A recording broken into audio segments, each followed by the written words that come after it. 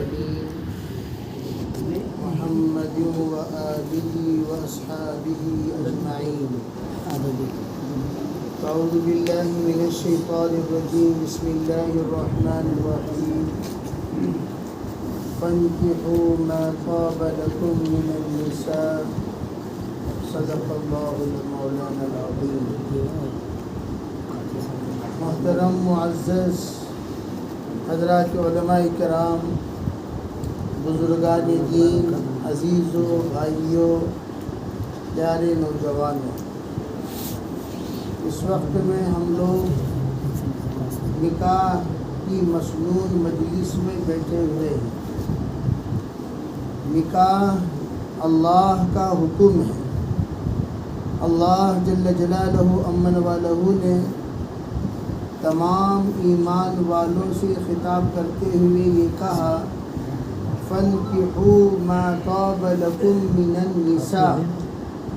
اے لوگوں، مستورات میں، عورتوں میں، محللات میں جو محل نکاح ہیں ان میں جو تمہیں اچھی لگے، اخلاق کے اعتبار سے، عادتوں کے اعتبار سے، اپنے عبادتوں کے اعتبار سے، تقوی اور طہارت کے اعتبار سے، خدمت کے اعتبار سے، صورت کے اعتبار سے، ان سے تم نکاح کیا کرو. اسی لیے نکاح سے پہلے لڑکے کے لیے لڑکی تلاش کی جاتی ہے اور لڑکی کے لیے لڑکا تلاش کیا جاتا ہے. اب دونوں کا جس وقت نسبت جڑ جاتی ہے پھر منگنی کرتے ہیں. منگنی کے معنی نسبت کو پکا کرتے ہیں. دونوں کے درمیان یہ معاہدہ ہوتا ہے، بھئی آپ کی بچی ہمیں پسند ہے، آپ کا لڑکا ہمیں پسند ہے، کون سی تاریخ متعین کی جائے اور اس تاریخ پر نکاح طے کرتے ہیں.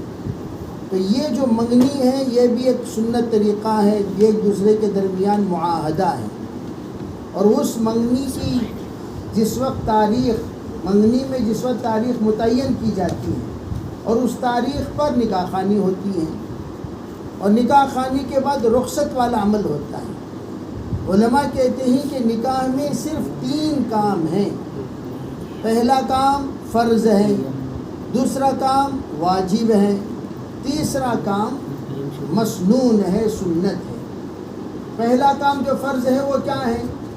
فرض والا کام یہ وہ کام ہے جس کو جناب رسول اللہ صلی اللہ علیہ وسلم نے سنت فرض قرار دیا.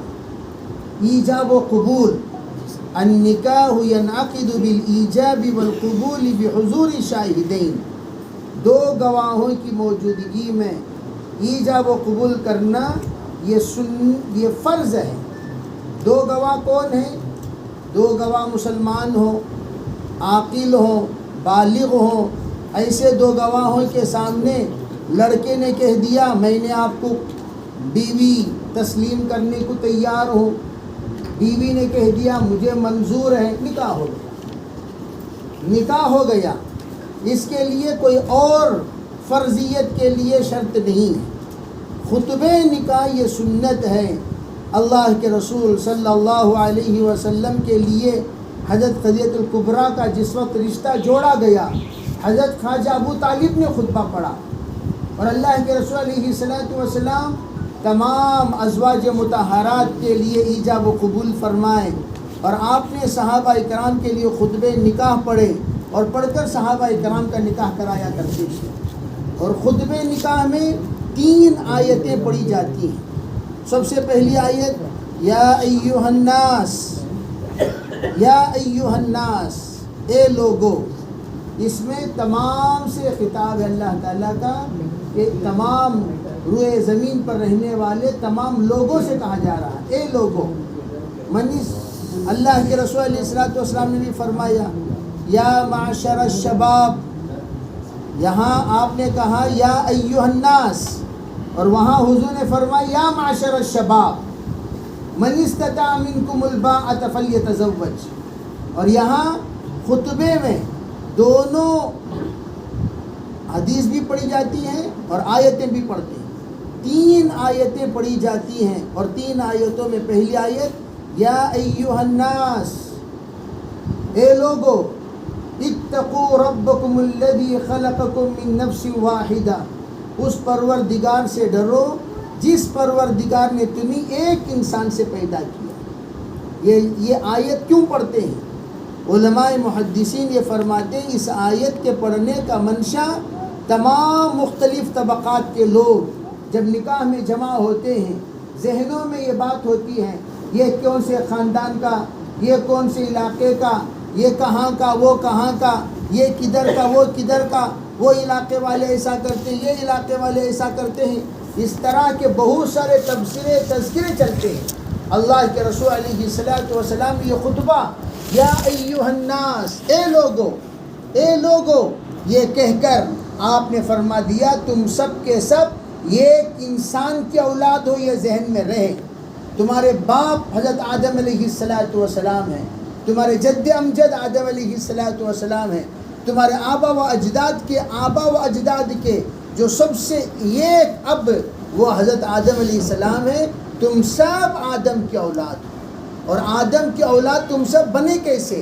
حضرت آدم کا نکاح ہوا حضرت حوا سے، تب جا کر تم سب کے سب وجود میں آئے ہو، اور آج بھی یہی عمل ہو رہا ہے، چاہے لڑکا ہو یا لڑکی ہو، تم دونوں کے دونوں آدم کی اولاد ہو، یہ بات ذہن میں رہے۔ اس لیے یا ایھا الناس، اے لوگو، اتقوا ربکم الذی خلقکم من نفس واحدہ، اس رب سے ڈرو جس نے تم سب کو ایک انسان سے پیدا کیا۔ ایک انسان سے کیسے؟ عرب آدم حوا مل کر ہم سب پیدا ہوئے ہیں، پھر ایک انسان سے کیسے کہا جا رہا ہے؟ علماء نے فرمایا حضرت آدم ہی سے حضرت حوا پیدا ہوئے، حضرت آدم ہی سے حضرت حوا پیدا ہوئے۔ اس اشکال کا قرآن خود آگے جواب دے رہا ہے، اتقوا ربکم الذی خلقکم من نفس واحدہ وخلق منها زوجہا، وہ آگے کا جو جملہ ہے وہ اسی کا جواب ہے، حضرت آدم ہی سے ان کی بیوی کو پیدا کیا گیا۔ اسی لیے کہا جاتا ہے جب بھی جوڑا بنے، جہاں بھی بنے، جدھر بھی بنے، ارے بھئی یہ فصلی کا جوڑا ہے۔ بعض لوگوں کا فصلی کا جوڑا بھئی لڑکا ہے یا ہندوستان کا فصلی کا جوڑا ہے امریکہ میں، لڑکا ہے ہندوستان میں فصلی کا جوڑا ہے سعودی عرب میں، بھئی لڑکا ہے ہندوستان میں فصلی کا جوڑا ہے انگلینڈ میں، بعض مرتبہ الٹا ہو جاتا ہے، لڑکا ہے آسٹریلیا میں، لڑکی ہے سوئٹزرلینڈ میں، بے فصلی کا جوڑا دور دور۔ اسی طریقے سے کرناٹک کا لڑکا ہے تمل ناڈو کی لڑکی ہے، کرناٹک کا لڑکا ہے شمالی ہند کی لڑکی ہے، تو فصلی کا جوڑا کبھی دور ہو جاتا ہے، کبھی کبھار پڑوس میں ہو جاتا ہے، کبھی کبھار بازو قریب میں ہو جاتا ہے، اور اس فصلی کے جوڑے کو تلاش کرنے کا حکم دیا گیا۔ فَانْكِحُوا مَا طَابَ لَكُمْ، ماں یہ عام ہے، اب تم تلاش کرو کون تمہیں پسند ہے، کون تمہیں پسند ہے، کون تمہیں پسند ہے۔ اللہ کے رسول علیہ الصلوۃ والسلام نے فرمایا عام طور پر لوگ چہرے کو دیکھ کر پسند کرتے ہیں، چہرے کو دیکھ کر۔ تُنْكَحُ الْمَرْأَةُ بِأَرْبَعٍ، تُنْكَحُ الْمَرْأَةُ لِأَرْبَعٍ، 4 چیزوں کو مد نظر رکھ کر لڑکی سے نکاح کیا جاتا ہے، بِمَالِهَا وَبِحَسَبِهَا وَبِجَمَالِهَا۔ فرمایا پہلا مال کے ذریعے سے، مال کو مد نظر رکھ کر نکاح کریں گے۔ مال کو مد نظر رکھ کر نکاح کرنا یہ یہودیوں کی علامت ہے۔ میں ہمیشہ کہا کرتا ہوں جب لڑکا لڑکی تلاش کرنے کے لیے جاتے ہیں تو لوگ پوچھتے ہیں ان کے والد کیا کرتے ہیں، ان کے بھائی کیا کرتے ہیں، ان کے چچا کیا کرتے ہیں، ان کے پھوپھا کیا کرتے ہیں۔ ارے بھئی آپ جو آئے ہیں لڑکی دیکھنے کے لیے آئے ہیں، لڑکی کے پورے خاندان دیکھنے کے لیے نہیں آئے۔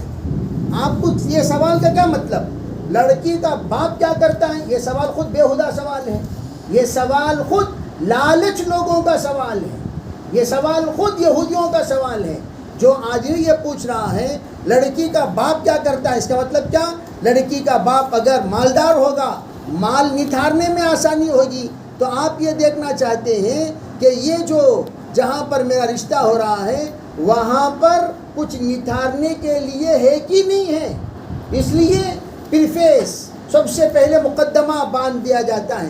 لڑکی کے والد کیا کرتے ہیں، لڑکی کے چچا کیا کرتے ہیں، لڑکی کے نانا کیا ہیں؟ بھئی لڑکی سے نکاح کرنے کے لیے آئے ہو، نانا سے نہیں۔ لڑکی سے نکاح کرنے کے لیے آئے ہو، باپ سے کوئی لینا دینا نہیں، بس آپ کو یہ دیکھنا چاہیے کہ لڑکی جن صفات کے حامل ہونا چاہیے بیوی بننے کے لیے. جیسے ایک بہت بڑے شاعر گزرے ہیں، انہوں نے اپنے اولاد کے سامنے نصیحت کرتے ہوئے ایک مرتبہ کہا، دیکھو میں نے تم پر احسان کیا ہے، ایک شادی سے پہلے ایک شادی کے بعد. انہوں نے کہا، ابو جان شادی کے بعد آپ نے ہم پر کیا احسان کیا وہ تو ہم سب جانتے ہیں، لیکن شادی سے پہلے آپ نے ہم پر کیا احسان کیا ہم تو نہیں جانتے. یہ بات آپ سمجھا دیجئے کہ شادی سے پہلے آپ نے ہم پر کیا احسان کیا. تو اس وقت انہوں نے فرمایا، دیکھو بیٹو، میرے سامنے بہت سارے رشتے تھے، ایک طرف مالدار عورتوں کی ایک فہرست، ایک طرف خوبصورت عورتوں کی ایک فہرست، ایک طرف حسب نسب والوں کی ایک فہرست، اور ایک طرف دیندار والوں کی ایک فہرست. یہ چاروں سلسلے سے میرے پاس رشتے آئے تھے، نکاح کرنے کے لیے اقدام ہوا تھا. ہر ایک جب بھی لڑکا کوئی اچھا ہوتا ہے، نیک صالح ہوتا ہے، کمانے والا ہوتا ہے، ہینڈسم ہوتا ہے، اس کے لیے رشتے ابھر کر آتے ہیں. بھئی آپ کا نکاح ہوا کہ نہیں ہوا، آپ کا نکاح ہوا کہ نہیں ہوا، آپ کا نکاح ہوا کہ نہیں ہوا. بہت سارے طرف سے رشتے آتے ہیں، اور رشتے جب آتے ہیں تو اغراض کے ساتھ بھی بعض رشتے آتے ہیں. بعض رشتے اغراض کے ساتھ تو رشتے آئے. یہ بہت بڑے شاعر تھے تو رشتے بہت آتے تھے، لیکن میں نے دیکھا کہ میرے فیوچر میں کون سی عورت کام آ سکتی ہے. ایک ہے میری ضرورت، میری خواہش، میری تمنا، میرے دلی ایک پوشیدہ رازیں. وہ کیا تھی؟ بے یہ خوبصورت لڑکی ہو، صحت مند لڑکی ہو، اور دیکھنے میں قابل دید بھی ہو، قابل داد بھی ہو. میں تو چاہتا تھا ایسی لڑکی سے نکاح کروں، لیکن میں نے دیکھا حسب نسب والی، فیوچر میں کام نہیں آنے والی، اور مالدار خاتون فیوچر میں کام نہیں آنے والی، صرف خوبصورت فیوچر میں کام نہیں آنے والی. میں نے دین کو مد نظر رکھتے ہوئے سرکار کی اس حدیث کو فَاظْفَرْ بِذَاتِ الدِّينِ تَرِبَتْ يَدَاكَ، حضور نے جو کہا چار میں سے دین کو مد نظر رکھ کر تم نکاح کرو، اللہ رب العزت تمہیں کامیابی عنایت فرمائے گا، کامیاب ہو جاؤ گے. یہ جو ارشاد فرمایا، اس بات کو مد نظر رکھ کر میں نے آپ کی ماں کا انتخاب کیا. حالانکہ رنگ کے اعتبار سے یہ سب کے مقابلے میں کم تھی، اور حسب کے اعتبار سے سب کے مقابلے میں تھوڑی سی کم تھی، مال کے اعتبار سے سب کے مقابلے میں تھوڑی سی کم تھی، لیکن تہجد گزار تھی، پابند تھی، پردے والی تھی، حیا والی تھی، تابع دار تھی، وفادار تھی، متقیہ تھی، قانتہ تھی، صابرہ تھی، شاکرہ تھی، اور اللہ کی نیک اور برگزیدہ بندی عابدہ تھی. میں نے منتخب فرمایا، اور منتخب فرما کر تم سب پر میں نے احسان کیا ہے. آج تم عالم ہو، فاضل ہو، متقی ہو، پرہیزگار ہو، اور اس وقت تمہارا ایک مقام ہے، تمہاری ایک شان ہے، تمہارا ایک رتبہ ہے، تمہارا ایک مرتبہ ہے. جو کچھ تم ہو وہ ماں کے بدولت ہو. میں نے ایسی ماں کا انتخاب فرمایا جو تمہاری روز اول سے تربیت کر سکے. تو میں عرض کرنا چاہتا ہوں، شادی تو لوگ بہت سارے عنوان پر کرتے ہیں. اللہ کے رسول نے فرمایا، مال کو رکھ کر شادی کرنا یہودیوں کی علامت، اور حسن کو رکھ کر شادی کرنا نصارہ کی علامت، حسب و نسب کو رکھ کر شادی کرنا غیروں کی علامت، لیکن دین کو رکھ کر شادی کرنا یہ دیندار اور مسلمانوں کی علامت ہے. تو ہم لوگوں کی اس بات کی ترتیب اور کوشش ہونی چاہیے کہ دین کو رکھ کر نکاح کیا کریں. جب شادی الحمدللہ دین کو رکھ کر ہو جاتا ہے تو ہونے کے بعد علماء فرماتے ہیں 3 چیزوں کا اس میں خیال رکھیں. سب سے پہلی چیز وہ نکاح، اعظم النکاح برکتاً ایسرہ موعونہ، سب سے زیادہ برکت والی شادی جس میں ذمہ داری کم ہو. ذمہ داری کم، جیسے میں نے کہا فرض ایجاب و قبول کرنا 2 گواہوں کی موجودگی میں نکاح کے لیے فرض ہے. دوسرا واجب ہے، واجب لزوم مہرین، مہر ادا کرنا. مہر فاطمی 1 کلو 530 گرام چاندی یہ مہر فاطمی ہے، اور 480 دراہم یہ مہر فاطمی ہے. جناب رسول اللہ صلی اللہ علیہ وسلم نے اپنے تمام ازواج مطہرات کو 480 دراہم اشرفیہ عطا فرمائے مہر کے طور پر. مہر کے طور پر آپ نے ایک نصاب بنایا، اور اس کے علاوہ جتنی مہر تم دے سکتے ہو، جتنی مہر تم ادا کر سکتے ہو. علماء تھانوی لکھتے ہیں مہر کی ادائیگی شوہر اپنی وسعت کے اعتبار سے طے کرے گا، باپ کی وسعت پر نہیں. باپ سے لے کر نہیں، لڑکا جو قبول کر رہا ہے وہ اپنی ذاتی پیسوں سے مہر ادا کرے گا، مہر طے کرے گا۔ وہ سب کے پاس ارے بھائی بھیا بھی بھابھی بھی یہاں سے وہاں سے سب کا پیسہ اکٹھا کر کے مہر نہیں دیا جاتا، بلکہ مہر جو دیا جاتا ہے وہ لڑکے کے خالص پیسوں سے، تب جا کر اس میں بہت سارے برکات پائے جاتے ہیں۔ اور پھر اب رہی بات تیسری چیز، ولیمہ۔ ولیمہ اپنی وسعت کے اعتبار سے کرنا چاہیے، اپنی طاقت کے اعتبار سے کرنا چاہیے۔ آپ کو معلوم ہونی چاہیے سرکار نے 3 طرح کے ولیمہ فرمائے۔ یہ حضرت زینب بنت جہش رضی اللہ تعالی عنہا کا ولیمہ، جس کا نکاح اللہ نے آسمان میں کروایا، زوجنا کہا، اللہ نے کہا ہم نے آپ کا نکاح زینب بنت جہش سے کر دیا۔ تو اس ولیمے میں سرکار نے بکری ذبح فرمائے، روٹیاں بنوائے، سرید بنوائے، مکۃ المکرمہ کے تمام شرفاء کو بلایا اور آپ نے ولیمہ کرایا، اس لیے کہ اس ولیمے کا اعلان کرنے کا حکم دیا گیا تھا۔ اور جہاں پر جس نکاح میں گوشت روٹی کا ولیمہ ہوتا ہے، اس نکاح کا چرچا پرچا مکے میں ہوا کرتا تھا، حجاز میں ہوا کرتا تھا، اس لیے سرکار نے چرچا پرچے کے خاطر آپ نے ولیمہ گوشت روٹی کا فرمایا۔ حضرت صفیہ رضی اللہ تعالی عنہا سے نکاح ہوا، سرکار دو عالم صلی اللہ علیہ وسلم نے ولیمہ کیا کرایا؟ آپ کے پاس ولیمہ کرنے کے لیے کچھ نہیں، باہر آئے، صحابہ کے درمیان اعلان کیا، ارے بھائی آپ کے پاس کچھ ہے؟ کہا جی ہاں ہے۔ کیا ہے؟ پنیر ہے، کھجور ہے، ملیدہ ہے۔ آپ نے فرمایا لے آؤ، سب لائے، سرکار کا دسترخوان، صحابہ اکرام کی چیزیں، آپ نے کہا ولیمے کی نیت سے کھا لیا کرو۔ تو آپ نے یہ مثال پیش فرما دی۔ ولیمے میں سادگی کے ساتھ اور ایک نکاح ہوا، اس نکاح میں حضرت عائشہ کا نکاح ہوا، سب سے زیادہ چہیتی حضرت عائشہ کا نکاح ہو رہا ہے، اور حضرت عائشہ کا نکاح ہوا سعد ابن عبادہ کے پاس۔ سرکار نے دودھ منگوائے اور اس دودھ کو تقسیم کروا دیا، کہا یہ دودھ سب کے سب پی لیا کرو، بس یہی ولیمہ ہے۔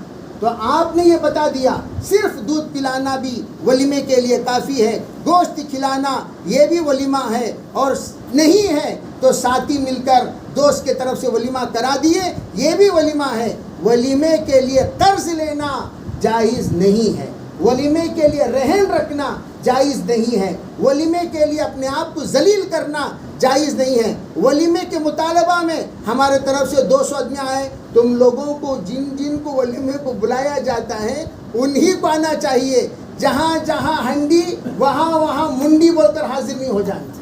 بلکہ علماء کیا فرماتے ہیں، شادی کا اعلان کرنے کا حکم دیا گیا، ولیمے کا اعلان کرنے کا حکم نہیں دیا گیا۔ شادی کا اعلان کرو، اعلنوا النکاح ولو بالدف، آپ نے کہا شادی کا اعلان کرو، ارے بھی فلاں لڑکا فلاں لڑکی ان دونوں کا رشتہ ہونے والا ہے، فلاں مسجد میں انشاءاللہ نکاح خوانی ہوگی، سب کے سب نکاح میں حاضر ہو جائیں۔ نکاح خوانی میں، نکاح کی مجلس میں نکاح کا اعلان مسجدوں میں برملا طریقے پر دروازہ کھلا رہنا چاہیے، بند دروازے کے اندر نہیں، سب کے سامنے علانیہ طور پر نکاح کا اعلان ہو جانا چاہیے۔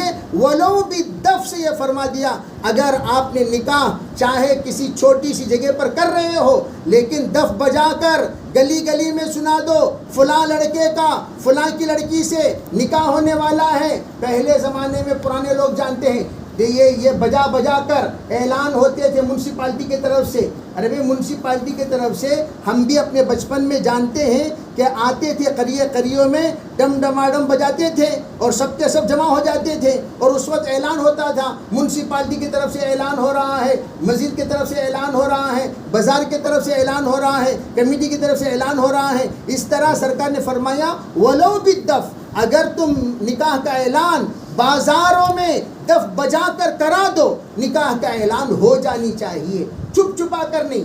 تو نکاح میں نکاح کا اعلان ہونا سنت ہے، سب کو ولیمے کو بلانا ضروری نہیں ہے۔ جن جن کو آپ کھلا سکتے ہیں، جن جن کو رشتہ داروں کو آپ جن کو جوڑ سکتے ہیں جوڑیے، لیکن البتہ علماء کہتے ہیں لڑکے کو چاہیے کہ بھائی اس وقت میں لڑکی والوں کا لڑکے والوں سے نیا رشتہ ہے، جب یہ نیا رشتہ ہے، ایک مرتبہ تم زندگی میں سب کو دعوت دیتے ہو، اس وقت میں اپنی وسعت جہاں تک ہو سکے سخاوت کے ساتھ آپ سب کو دعوت دے دیا کریں، لیکن دعوت کے دینے کے بعد آپ مقروض نہ بن جائیں، آپ مرہون نہ بن جائیں، آپ تکلیف میں نہ پڑ جائیں، آپ مصیبت میں نہ چلی جائیں۔ اس طرح کی دعوت کریں جتنی آپ کی طاقت ہے، جتنی آپ کی وسعت ہے۔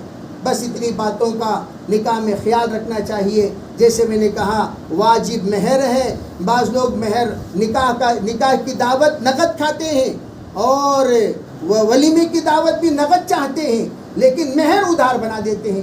ارے بھائی واجب کو ادھار کر دیا, سنت کو نقد کر دیا, یہ بھی تو بد تہذیب ہے, بد طریقہ ہے اور یہ آ کر نظام شریعت کے خلاف ترتیب ہے.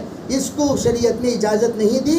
نقد مہر, ہاں البتہ مہر ادا کرنے کی بھی طاقت نہیں ہے, ایسے موقع پر مہر کی ادائیگی کے لیے قرض لینے کی اجازت ہے شریعت میں. مہر کی ادائیگی کے لیے آپ اپنے دوستوں کے پاس قرض لے کر یا اپنی بیوی ہی سے کہہ دے بیگم میں انشاءاللہ آئندہ مہینہ تنخواہ آنے پر یا آئندہ مہینہ کچھ رقم آنے والا ہے, میں آئندہ مہینہ آپ کو مہر دے دوں گا. اگر بیگم راضی ہو گئی چلو بھئی آئندہ مہینہ میں مہر لینے کے لیے تیار ہوں, تو آئندہ مہینے کے ادھار پر آپ نکاح کرا سکتے ہیں. بہرحال یہ مختصر سی بات رہی نکاح سے متعلق. حضرت شیخ الحدیث زکریا صاحب رحمۃ اللہ علیہ نکاح کے مجلس میں 3 باتیں فرمایا کرتے تھے. سب سے پہلی بات, شادی سے پہلے ہر ایک غیر شادی شدہ کو چاہیے دعا کرتا رہے, ربنا آتنا فی الدنیا حسنہ وفی الآخرۃ حسنۃ وقنا عذاب النار. یہ دعا سلام 2 رکعت نفل نماز پڑھ کر سلام سے پہلے 21 مرتبہ دعا کر لیں اور پھر اس کے بعد سلام پھیریں, پھر اللہ سے مانگیں یا اللہ ایسا رشتہ مجھے عطا فرما جو رشتہ میرے لیے جنتی زندگی بنا دے اور جنت تک لے جا کر پہنچنے کا سبب بن جائے. تو یہ دعا ہم مانگے اللہ تعالیٰ سے, یا اللہ ہمارے جوڑے کو جنتی جوڑا بنا, تو اللہ انشاءاللہ جنتی جوڑا بنائے گا. جب جنتی جوڑا بن جائے گا, اس لیے کہ نکاح کا عمل جنت میں شروع ہوا اور جنت میں بھی وہ عمل جاری و ساری رہے گا. اس لیے کہا کہ دنیا میں خیر متاع الدنیا المرأۃ الصالحہ, نیک صالح عورت یہ دنیا کی خیر متاع ہے جو عارضی چیزوں میں بہترین چیز ہے. تو الغرض ہم دعا کریں. نکاح ہو گیا, اللہ ویسا رشتہ عطا فرما دے گا. نکاح ہو گیا, نکاح ہونے کے بعد فرمایا اب نکاح ہو گیا تو آپ جب نکاح کی قبولیت کی مجلس میں بیٹھیں, آپ سے جب پوچھا جائے کیا جناب آپ نے قبول کیا, نیت کیا کرنا چاہیے, انما الاعمال بالنیات. نکاح کی مجلس میں قبولیت سے پہلے یہ دعا کرنی چاہیے, الحمدللہ میں نے قبول کیا کہو یا میں نے قبول کیا الحمدللہ کہو. شکر کے بعد قبول ہو یا قبول کے بعد شکر ہو, دونوں درست ہیں. فرمایا اب یہاں کرنا کیا چاہیے, کہا نیت یہ کر لو یا اللہ میں نے جنت تک لے جانے کی ذمہ داری قبول کرتا ہوں. خالی ذمہ داری, عارضی ذمہ داری نہیں. جیسے عام طور پر لوگ نکاح کر لیتے ہیں, آج تک بیوی کو نماز نہیں سکھائے, نکاح کر لیا کلمہ نہیں سکھایا, نکاح کر لیا دین نہیں سکھایا, نکاح کر لیا آج تک اسے پردے والی نہیں بنایا. پورا گناہ شوہروں کے سر پر. تم لوگوں نے پبلک کے سامنے بیٹھ کر سب کے سامنے کہا میں نے قبول کیا. یہ روٹی چٹنی مکان کپڑے یہ تو غیر بھی دیتے ہیں, لیکن مسلمان جب کہتا ہے میں نے قبول کیا, اس کے ایمان کی, اعمال کی, تقوی کی, طہارت کی, عزت کی, آبرو کی, شرم و حیا کی پوری ذمہ داری اس نے قبول کیا ہے. دین سکھانا فرض ہے عورت پر شوہر کے ذمے. تو میں نے قبول کیا, بہت بڑی ذمہ داری, ورنہ جنت میں شوہر جا نہیں سکتا. بیوی, ماں, بیٹی, بہن رکاوٹ بن جائیں گے اس انسان کے لیے جس نے ان چاروں کو دین نہیں سکھایا. تو پہلے یہ کام کرو. پھر اس کے بعد کہا جب اپنے بیگم سے ملاقات کے لیے جاؤ وضو کے ساتھ جایا کرو, با وضو جایا کرو. فرمایا جب جاؤ تو تم سلام کیا کرو. سلام کیسے ہونی چاہیے, فرمایا سلام مودت والی, رحمت والی, شفقت والی اور الفت والی. ایسا سلام ہو, ایسا سلام ہو, اس سلام کے اندر یہ چاروں صفات موجود. اس طرح کا سلام, گرجدار آواز میں سلام نہیں, دھماکے دار آواز میں سلام نہیں. اس سلام کے اندر انسیت ہونی چاہیے. وہ کیسی آواز ہو ذرا آپ مشق کر لیا کریں. ارے بھائی جانے سے پہلے تمرین کر لیا کریں، آپ کی سلام کی آواز کو ذرا لچک پیدا کر لیا کریں۔ اس کے بعد کیا فرمایا؟ آپ نے سلام کر لیا، سلام کرنے کے بعد اگر آپ کی دلہن چوری چوری سے وعلیکم السلام کہتے ہوئے آہستہ ترچھی نگاہوں سے آپ پر نظر ڈالے تو آپ کا چہرہ استقبالی چہرہ ہونا چاہیے، مسکراتا ہوا چہرہ ہونا چاہیے، چمکدار چہرہ ہونا چاہیے، نورانی چہرہ ہونا چاہیے۔ آپ کے چہرے میں انسیت ہونی چاہیے، لگاؤ ہونی چاہیے۔ سلام کردہ کو گھر لے کو کھڑ جانا نہیں، بھئی آپ گھر لے کر کھڑو گے، وہ بدفعتاً آپ کو دیکھی، آپ کو جب دیکھی تو آپ گھورتے ہوئے نظر آئے تو آپ کی ہیبت اور آپ کی نفرت دل کے اندر بیٹھ جائے گی۔ آپ کی آنکھوں میں پیار ہو، محبت ہو، استقبال ہو، ویلکم ہو، اس طرح کی نظر، اس طرح کا چہرہ ہونا چاہیے۔ تو اس کو فرمایا کہ استقبالی چہرہ، ویلکم فیس ہونی چاہیے۔ اب ہو گیا سلام، تو اب گھر لے کر ہی نہ کھڑے ہو جائیں، دوسرے بھی بہت سارے مسنون اور ہمارے اکابر کے بتائے ہوئے طریقے ہیں۔ وہ کیا؟ مصلی بچھایا جائے امام کی جگہ پر، مؤذن کی جگہ پر، آمنے سامنے امام کی جگہ پر شوہر کو کھڑا کر دو، مؤذن کی جگہ پر بیوی کو کھڑا کر دیجئے۔ بیوی اگر اقامت کہنا جانتی ہے تو کہے، اگر نہیں کہتی ہے تو یہ خود اقامت کہہ لے۔ نیت کرائے، ارے بھائی نیت کرو کہ یا اللہ 2 رکعت صلاۃ الحاجت پڑھ رہا ہوں میں، اس دیواجی زندگی کے تمام حقوق ادا کرنے کی مجھے توفیق عطا فرما، قدم قدم پر تیری تائید شامل حال فرما۔ یہ نیت کرے شوہر، بیوی نیت کرے، یا اللہ 2 رکعت تابع اس امام کے پڑھتی ہوں میں، زندگی بھر ان کے تابع رہ کر زندگی گزارنے کی توفیق عطا فرما۔ یہ نیت کرے بیوی، نکاح 2 رکعت نماز پڑھنے کے بعد اپنا مصلی اٹھائے، بیگم کے بازو بچھائیں اور یوں کہے، بیگم میں دعا کرتا ہوں، آپ آمین کہیے، خوب دعا مانگے، اللہ رب العزت اس وقت کی دعا ضرور قبول کرے گا۔ پھر فرمایا فجر کی نماز کا اہتمام کریں، اللہ نیک صالح اولاد پیدا کرے گا۔ تہجد کا اہتمام کرو گے، نسلوں میں اللہ علماء کو پیدا کرے گا۔ سب نیتیں کریں گے بھی انشاءاللہ۔ اور ہاں یہ پرانے نوشوں بھی یہ نماز پڑھ سکتے ہیں، پرانے جتنے نوشاں ہیں یہ بھی یہ نماز پڑھ سکتے، اجازت ہے آپ کا انشاءاللہ۔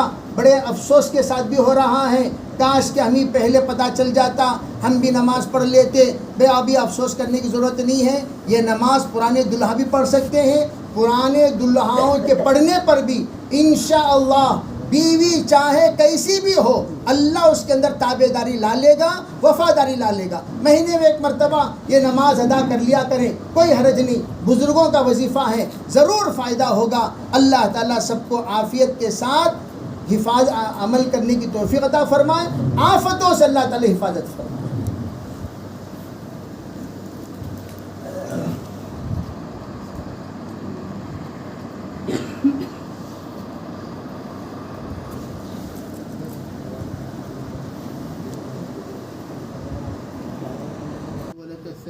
كله وإليك يرجع الخلق كله اللهم لا نحصي ثناء عليك أنت كما أثنيت على نفسك يا أرحم الراحمين يا أكرم الأكرمين يا ذا القوة المتين يا راحم المساكين أصلح لنا شأننا كله ولا تكلنا إلى أنفسنا طرفة عين اللهم صل على محمد بعد من صلى وصام اللهم صل على محمد بعد من قاد وقام اللهم صل على محمد كما تحب وترضى عدد كما تحب وترضى یا رب العالمین۔ اے اللہ ہم سب کے گناہوں کو معاف فرما، یا اللہ ہمارے خطایا سے درگزر فرما، بقیہ زندگی تیرے رحمات پر مرضیات پر گزارنے کی توفیق عطا فرما، یا اللہ خیر کا معاملہ فرما، شرور سے حفاظت فرما، ہر طرح کے خیر مقدر فرما، ہر طرح کے شر سے حفاظت فرما، یا اللہ اس نکاح کو بے انتہا قبول فرما، یا اللہ زوجین میں محبتیں، الفتیں، راحتیں، عافیتیں نصیب فرما، زوجین کو یا اللہ نسبت اتحادی نصیب فرما، یا اللہ ان دونوں کو 2 بدن ایک جان بنا دے، 2 بدن ایک جان بنا دے، 2 بدن ایک جان بنا دے، 2 زبان ایک بول بنا دے، 2 نظر ایک منظر بنا دے، 2 عقل ایک سوچ بنا دے، یا اللہ ان کے اندر نسبت اتحادی نصیب فرما، قولی اتحاد نصیب فرما، فعلی اتحاد نصیب فرما، فکری اتحاد نصیب فرما، خلوت میں اتحاد نصیب فرما، جلوت میں اتحاد نصیب فرما، یا اللہ ہر اتحاد کلی نصیب فرما، اتحاد کلی نصیب فرما یا اللہ اس جوڑے کو مثالی جوڑا بنا دے، اس جوڑے کو مثالی جوڑا بنا دے، اس جوڑے کو مثالی جوڑا بنا دے یا اللہ دلہا کو مثالی دلہا بنا، دلہن کو مثالی دلہن بنا، دلہا کو مثالی باپ بنا، دلہن کو مثالی ماں بنا یا اللہ یہ جوڑا پورے علاقے کے لیے یا اللہ مثالی بن جائے، اسے فیصلے فرما، نظر بد سے حفاظت فرما، نظر بد سے حفاظت فرما، نظر بد سے حفاظت فرما یا اللہ فتنوں کے فتنے سے بچا، شریروں کے شرار سے بچا، حاسدین کے حسد سے بچا، بد نظروں کے بد نظری سے بچا یا اللہ ہر طرح کے خیر مقدر فرما، ہر طرح کے شر سے حفاظت فرما یا اللہ یہاں دونوں خاندانوں کا جوڑ ہوا ہے یا اللہ اس جوڑ کو دائمی جوڑ بنا، اس جوڑ کو یا اللہ منتو شدم منتن شدی کا جوڑ بنا دے یا اللہ ان دونوں کے دونوں خاندانوں کو ایک خاندان بنا دے، دونوں خاندانوں کو ایک خاندان بنا دے، دونوں خاندانوں کو ایک خاندان بنا دے یا اللہ دونوں خاندانوں میں محبت الفتیں یا اللہ ہمدردیاں نصیب فرما، ہمدردیاں نصیب فرما، درگزر کرنے کا مادہ نصیب فرما، سمجھداری کا مادہ نصیب فرما، فکر مند کا مادہ نصیب فرما یا اللہ دونوں خاندانوں میں یا اللہ والہانہ تعلق نصیب فرما یا اللہ اخلاص والی محبت نصیب فرما، اغراض والی محبت سے پوری پوری فات فرما یا اللہ حاضرین مجلس میں بہت سارے یا اللہ غیر شادی شدہ ہیں یا اللہ سب کے نیک سالے جوڑے کے فیصلے فرما یا اللہ نیک سالے جوڑے کے فیصلے فرما، نیک سالے جوڑے کے فیصلے فرما، جلد از جلد یا اللہ بن نکاح لڑکیوں کے لیے بہتر سے بہترین یا اللہ دلہاؤں کا انتظام فرما یا اللہ جتنے لڑکے ہیں بہتر سے بہترین دلہنوں کا انتظام فرما یا اللہ ہر نسبت تیرے فیصلے کے مطابق جڑتے ہیں یا اللہ تیرے فیصلے میں جلد از جلد فیصلے فرما کر یا اللہ گناہوں سے یا اللہ بچا کر ان دونوں کا رشتہ جلد از جلد فرما دے یا اللہ خیر کا معاملہ فرما، سادگی کے ساتھ نکاح کرنے کی توفیق عطا فرما، سادگی کے ساتھ نکاح کرنے کی توفیق عطا فرما، سادگی کے ساتھ نکاح کرنے کی توفیق عطا فرما حاضرین مجلس میں جو بیمار ہیں شفائے عاجلہ مستمرہ نصیب فرما، جو پریشان ہیں پریشانی کو دور فرما یا اللہ جو رزق کے معاملے میں حیران ہیں پریشان ہیں یا اللہ اپنے فضل و کرم سے ان کے معاملے کو حل فرما یا اللہ جنہوں نے دعا کی درخواست کی ہے لکھی ہے متوقع ہیں یا اللہ ہم ان کے حق میں دعائیں کریں گے، ان سب کے جائز مرادوں کو پورا فرما یا اللہ حاضرین کو بھی قبول فرما، حاضرین کو بھی قبول فرما، مستورات کو قبول فرما، بچوں کو قبول فرما، جوانوں کو قبول فرما یا اللہ ہندوستان کے حال پر رحم فرما یا اللہ ہندوستان کے مسلمانوں کے حال پر رحم فرما، مساجد و مدارس مسلمانوں کی یا اللہ بھی حفاظت فرما یا اللہ مسلمانوں کا مستقبل ہندوستان میں تابناک بنا دے، بہتر سے بہترین بنا دے، اس زمانے کے فرعون و حامان و شداد و نمرود کا خاتمہ فرما یا اللہ امت کی حفاظت فرما، امت کی حفاظت فرما، امت کی حفاظت فرما، اپنے فضل سے ہماری دعاؤں کو قبول فرما، ربنا تقبل منا ما كان صالحا وسينا ما كان فاسدا برحمتك یا